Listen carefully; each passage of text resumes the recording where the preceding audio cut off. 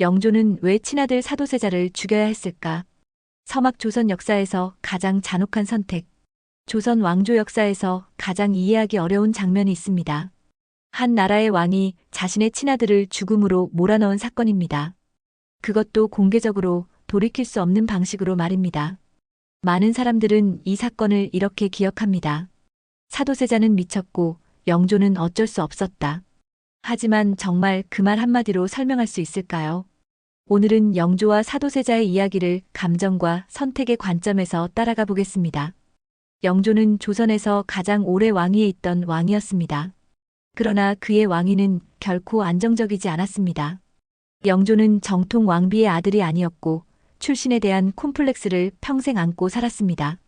그는 누구보다 법과 예를 강조했고 누구보다도 왕권의 정당성에 집착했습니다. 그런 영조에게 사도세자는 단순한 아들이 아니었습니다. 왕권을 이어갈 유일한 존재였고 자신의 불안한 정통성을 완성시켜줄 상징이었습니다. 그래서 영조는 사도세자에게 유난히 엄격했습니다. 기대가 컸던 만큼 실망도 컸습니다. 사도세자는 어린 시절부터 극심한 압박 속에서 자랐습니다. 왕의 아들이라는 이유로 감정 표현은 억눌렸고 실수는 용납되지 않았습니다. 조금만 어긋나도 질책과 모욕이 따랐습니다. 아버지에게 인정받고 싶었지만 그 거리는 점점 멀어졌습니다. 결국 사도세자는 불안정한 모습을 보이기 시작합니다. 분노를 조절하지 못했고 폭력적인 행동이 기록에 남습니다. 옷을 입지 못하고 밤새 떨었다는 기록도 전해집니다. 그러나 우리는 여기서 한 가지를 생각해야 합니다. 이 기록들은 모두 권력의 중심에서 작성된 것이라는 점입니다. 사도세자의 모습은 있는 그대로였을까요? 아니면 그렇게 보이도록 기록된 것일까요? 영조의 눈에 비친 사도세자는 점점 위험한 존재가 되어갔습니다. 정치적으로도 문제였습니다. 세자를 둘러싼 신하들의 움직임은 왕에게 위협으로 보였고 사도세자의 존재는 왕권을 흔들 수 있는 불안 요소가 되었습니다. 이제 이 문제는 개인의 불행이 아닌 국가의 문제가 됩니다.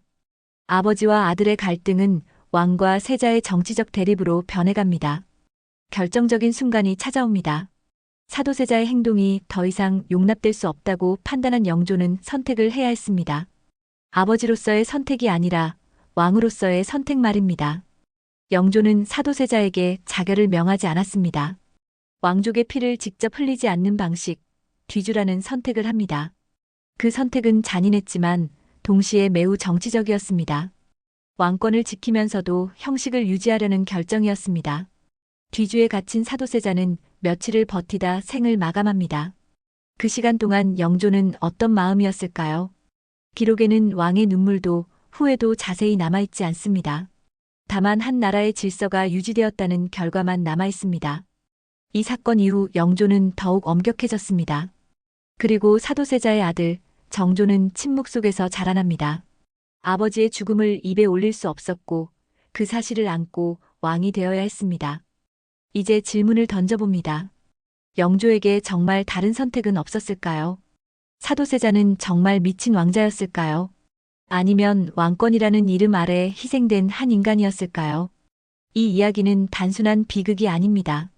권력 앞에서 가족조차 선택의 대상이 되었던 순간, 그리고 그 선택이 역사가 된 날입니다. 역사는 결과만 기록합니다. 하지만 우리는 그 선택의 무게를 다시 묻는 사람들입니다. 그날 영조의 선택은 과연 옳았을까요?